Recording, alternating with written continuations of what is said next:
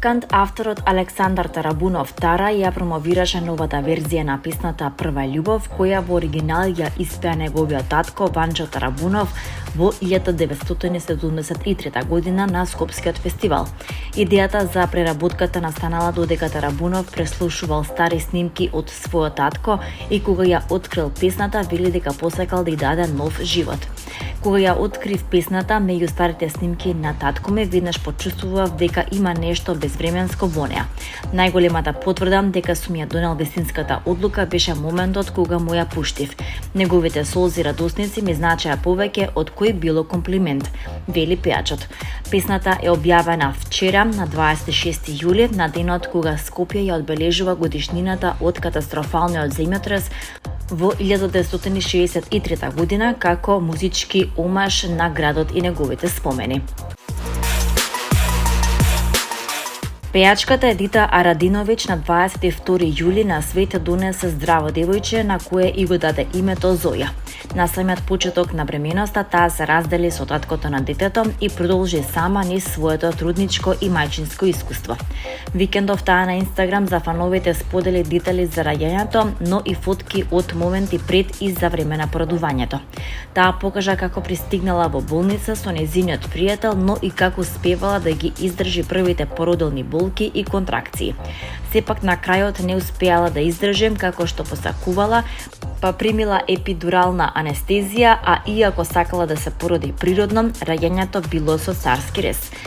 Едита им посека на сите да може да го почувствуваат моментот кога новороденото бебе ти лежи во прегратка, но и моментот на доење на своето дете, како и молзење со пумпа. Во продолжение прочитете што напиша таа и погледнете интимни фотки кои ги сподели со фановите. Стигна во болница со фини контракции. Многу забавно искуство. Успеав и да се нашминкам, да бидам убава родилка, но и да одбијам епидурал до граница на болки 8 од 10. Породувањето започна бидејќи се беше на свое место, дилација комплетна, што би се рекло, чиста десетка. Тука веќе прифатив епидурална затоа што се распаѓав.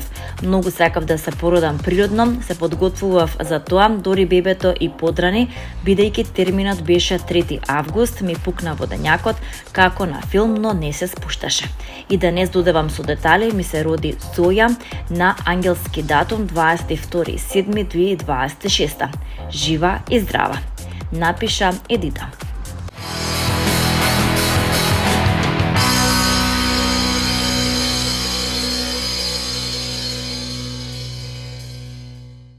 Уште една тажна вест. Не напушти Гоце Тодоровски, голем човек, голем актер и едно од најпрепознатливите лица на македонската театарска и филмска сцена, објави градоначалникот на Газибаба Бобан Стефковски.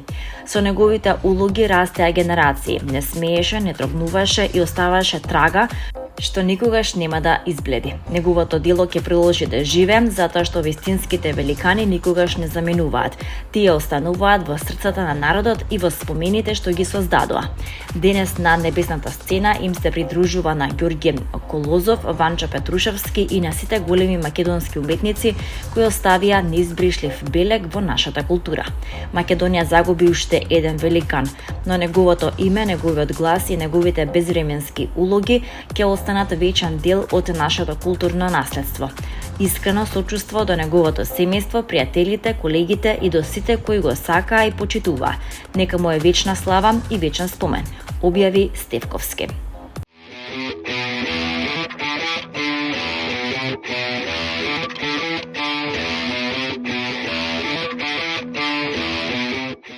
Битола разиграна и распеана. Наредните денови од денеска до 31 јули офицерскиот дом во Битола ќе биде сценски простор на кој ќе се одвиваат најголемите музичко-сценски настани од програмата на Илинденските денови.